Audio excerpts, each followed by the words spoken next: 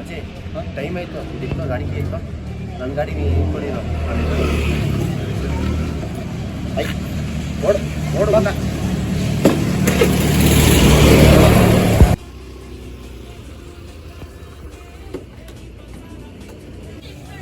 ಏನಪ್ಪ ಶಬರಿ, ಹೊಸ ಗಾಡಿನಾ?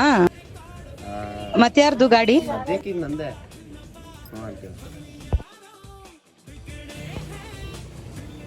ಏನೋ ಬೇರೆಯವ್ರ ಗಾಡಿ ತಂದಿದ್ಯಾ? ಬೇರೆಯವ್ರ ಗಾಡಿ ಇದೇಪ್ಪ ನಮ್ಮ ಗಾಡಿ. ಏನು ತಮಾಷೆ ಮಾಡ್ತಿದ್ಯಾ?